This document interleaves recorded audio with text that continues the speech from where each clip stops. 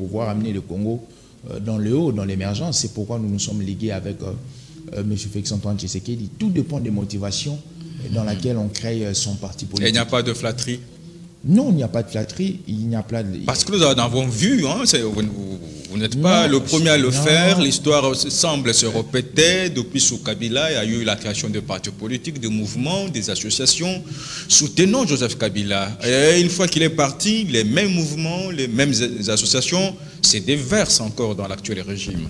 Chez nous, il n'y a pas de flatterie parce que déjà, à partir de la dénomination, vous allez comprendre que cette dénomination n'a rien à voir avec les présidents Tshisekedi. C'est juste que nous sommes en train de nous converger avec...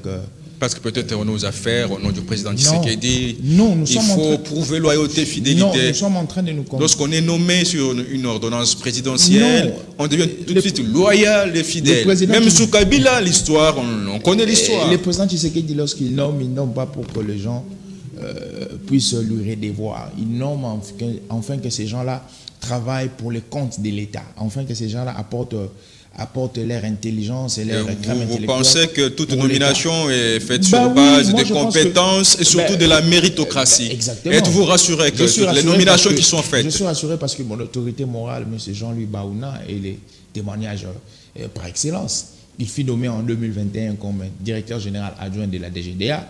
Par l'effet de bien faire le travail, il a été encore reconduit il y a de cela un mois. Et voilà qu'il n'avait pas de choix. Non, il avait un choix. Pourquoi il n'avait pas de choix? Parce que vous allez comprendre... Une dette morale. Non.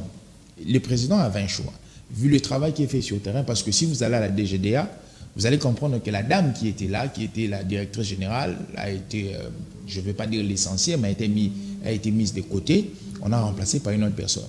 Mais notre autorité morale, M. Jean-Louis Baouna, par l'effet de bien faire son travail, est restée. Donc moi, je pense que nous sommes dans un régime où ce sont les compétences qui priment. C'est comme vous avez dit, je vais emprunter votre... Est-ce que les nominations politiques, est-ce que les nominations congolaises sont-elles réellement sur base de compétences et méritocratie ou c'est sur base de certaines affinités?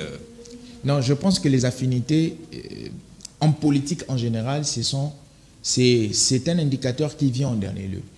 Dans la dynamique où nous sommes dans un régime démocratique, vous le savez, alors on dit, je vais partir par un principe qui est très clair, on dit que le gouvernement est formé à partir de la majorité parlementaire.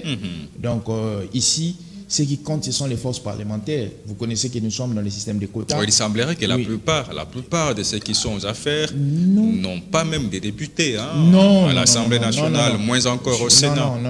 Non, vous allez comprendre, faites une étude bien approfondie de toutes les forces, de toutes les personnes qui occupent les fonctions à 90%. Ce sont les personnes qui ont les forces parlementaires. Et les 10 autres pourcents restants, ce sont des personnes dont le président Félix Tshisekedi a vu en eux une sorte de convergence dans l'amour du Congo. Mais alors, Joe Maïl, aujourd'hui, est-ce qu'on peut dire que ce sont des alliances qui se font à contre-courant et à contre-temps? Des alliances, des déclarations qui se font pas même pendant la campagne, mais c'est déjà des années, chacun se prononce, nous allons soutenir le président Félix Tshisekedi. Et puis vous trouverez que même sur le plan idéologique, le plan de courant idéologique de partis politiques, le parti en question qui soutient Félix Tshisekedi n'a rien de mettre en commun par rapport à l'idéologie. Un sociodémocrate qui va en divagation, un libéral, et puis voilà, un écologiste. Je pense que il faudrait déjà ici faire... si je vais aller plus profonde dans votre question, vous avez particulièrement raison, parce que cette symbiose qui est anti-courant fait à ce qu'on se comprenne un peu anti-idéologique, mais il faudrait aller aussi au-delà de la symbiose, parce que la symbiose, c'est ces mélanges-là qui se basent sur des courants et des idéologies, qui fait que lorsque les personnes qui ont les mêmes idéologies, les mêmes courants se convergent, ils ont une ligne de conduite par rapport aux valeurs. Alors ici aussi, il faut aller au-delà des courants pour comprendre la question de la conservation du pouvoir. Cette question de la conservation du pouvoir qui va nous pousser aujourd'hui à liguer des alliances par rapport à certains indicateurs. Parce que vous avez un poids politique, parce que les partis politiques, sa définition, au-delà de l'ensemble des personnes qui sont réunies autour d'une idéologie, on vous dira qu'il y a des personnes qui existent réunies autour d'une idéologie pour la conquête du pouvoir. Alors, la question, il faut éradiquer le problème de l'idéologie. Il faut maintenant voir cette question autrement pour aller dans la question du pouvoir.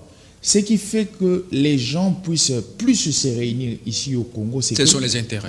Non, c'est le pouvoir. C'est le pouvoir. C'est que on veut conserver le pouvoir, nous voulons amener quelqu'un à la magistrature suprême. Vous allez comprendre que les forces qui sont sur le terrain, au-delà de l'idéologie, au-delà... Nous allons devoir évoluer. Mais je vous poserai la question, comment vous expliquez